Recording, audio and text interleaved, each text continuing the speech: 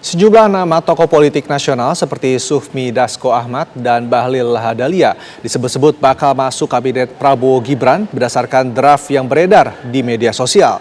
Menanggapi beredarnya draft susunan kabinet bayangan tersebut, petinggi Partai Gerindra membantah ada pembahasan mengenai susunan kabinet dalam rapat pimpinan nasional yang sedang berlangsung saat ini.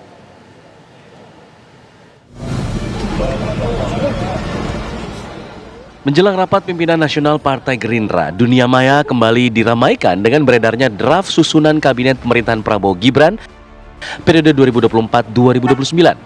Sejumlah nama-nama tokoh disebut-sebut akan masuk kabinet presiden terpilih Prabowo Subianto.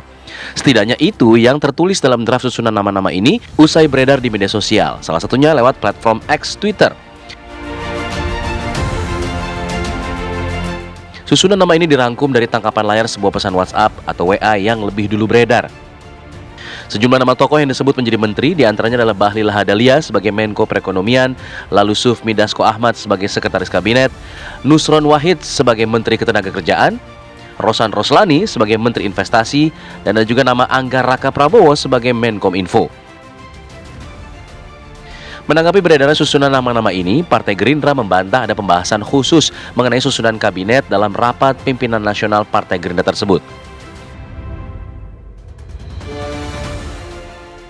Di dalam bahas ini nggak terkait dengan kursi menteri, soalnya ini ada beberapa yang viral di media, Pak Dasko jadi setkap. Nah ini ada tanggapan nggak? Itu benar nggak? Ada banyak nggak dibahas di situ. Ya, dibahas. Tidak dibahas. Tapi apakah ada pembahasan terkait dengan kursi tersebut? Oh nggak ada. Tidak ada pembahasan. Oke?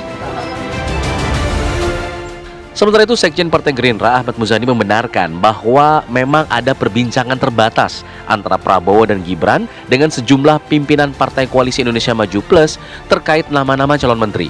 Namun terkait siapa saja detail nama-nama yang akan dipilih, semua menjadi hak prerogatif Prabowo sebagai presiden nantinya usai dilantik. Sudah, saya terus terang tidak terlibat banyak, tidak tahu banyak, karena itu wewenang atau hak prerogatif sepenuhnya dari Pak Prabowo.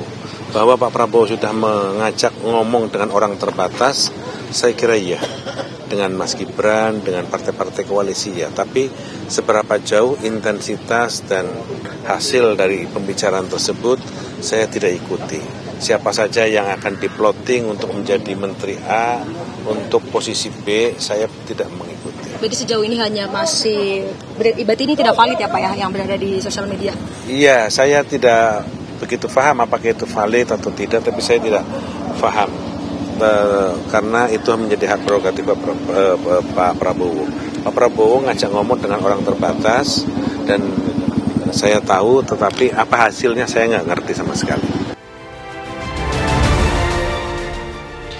Beredarnya draft susunan kabinet memang bukan kali ini terjadi. Sebelumnya juga beberapa kali beredar sejumlah poster yang menggambarkan sejumlah orang yang akan diajak masuk kabinet pemerintahan Prabowo Gibran. Sejauh ini Partai Gerindra hanya menganggap beredarnya draft dan poster susunan kabinet sebagai dinamika dan aspirasi masyarakat saja menjelang dilantiknya Prabowo Gibran Oktober mendatang. Tim TV One mengabarkan.